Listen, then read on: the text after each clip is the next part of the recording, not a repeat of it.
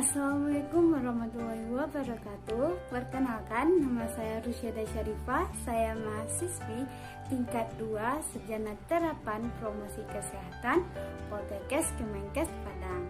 Nah, untuk kali ini saya akan mempresentasikan tugas dengan mata kuliah Sistem Informasi Kesehatan. Selamat menyaksikan.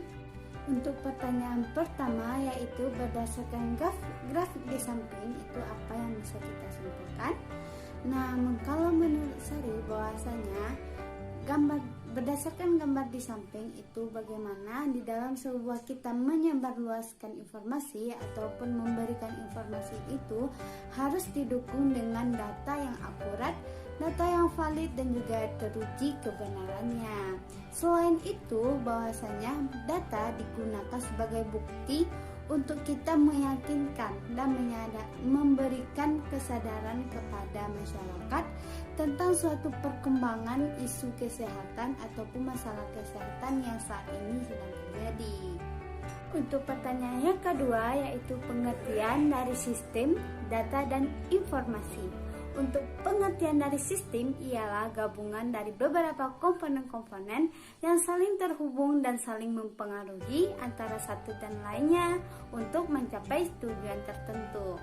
Untuk yang kedua yaitu data, di mana data ini adalah catatan dari kejadian-kejadian atau rincian peristiwa-peristiwa yang terjadi, di mana data ini dapat berupa gambar, angka, karakter, suara, simbol-simbol yang dapat dijadikan sebagai informasi.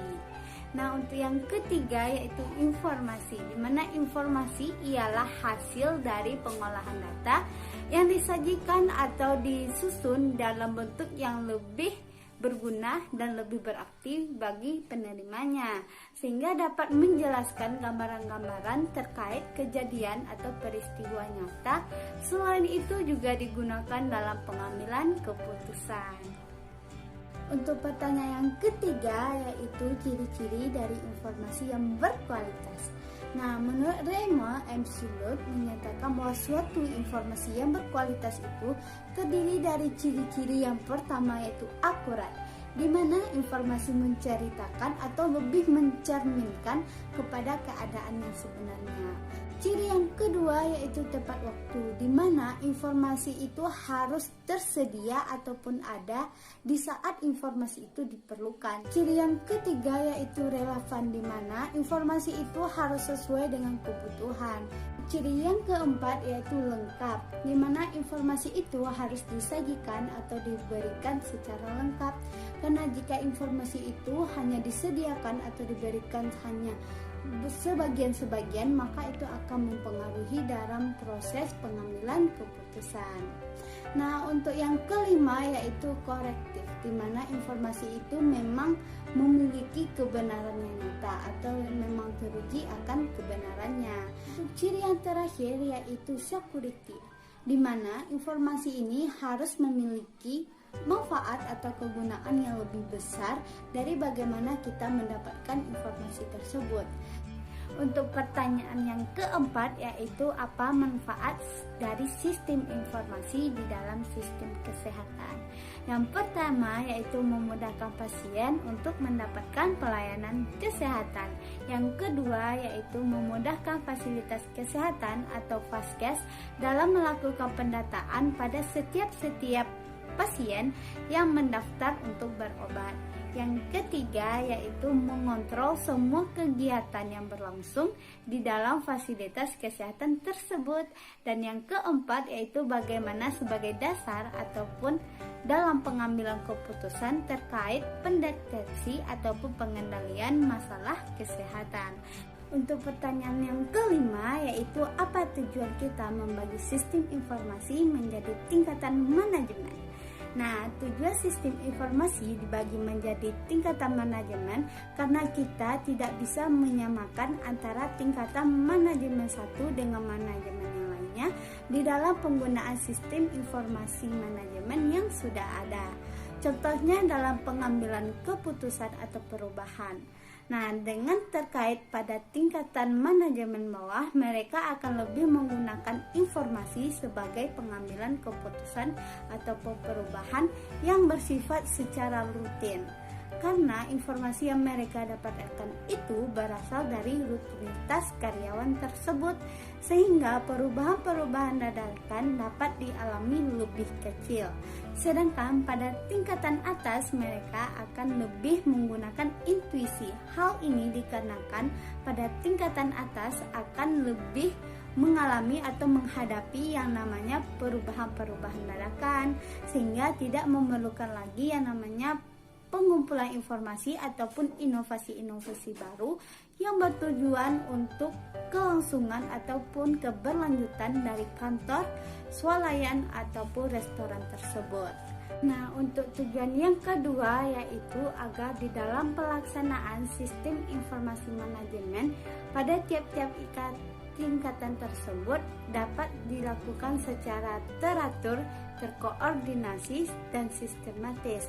Karena di sini pada tiap-tiap tingkatan manajemen itu akan berfokus pada bidang-bidang yang telah ditetapkan.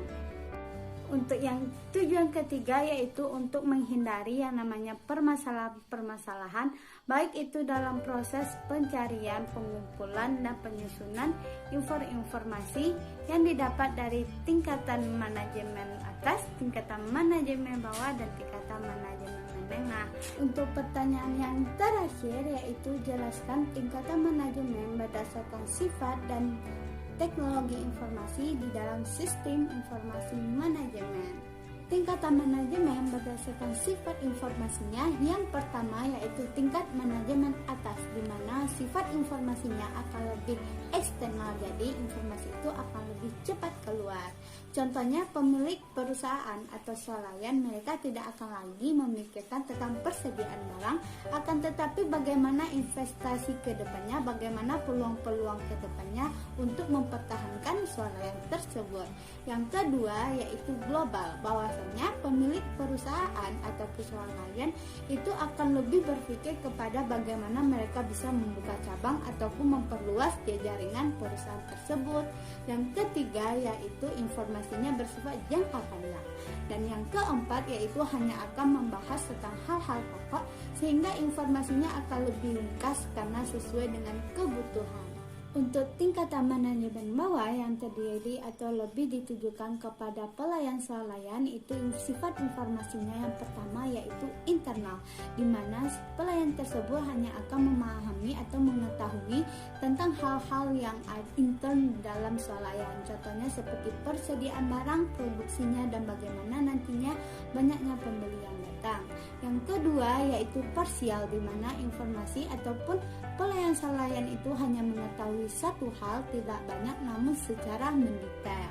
Yang ketiga yaitu informasi lebih bersifat jangka pendek. Yang keempat yaitu informasi akan lebih lengkap. Hal ini dikarenakan dalam informasi itu penggunaan periodik rutin, contohnya yaitu kegiatan melayani pelanggan. Nah, sedangkan untuk tingkatan menengah itu sistem informasinya berada di antara tingkatan manajemen atas dan tingkatan manajemen bawah.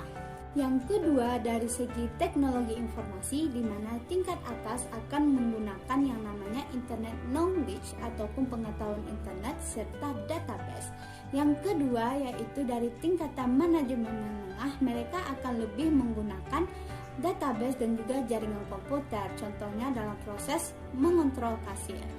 Untuk tingkatan yang ketiga yaitu tingkatan manajemen bawah, mereka akan lebih menggunakan file processes standalone atau yang digunakan biasanya dalam pelayanan kasir.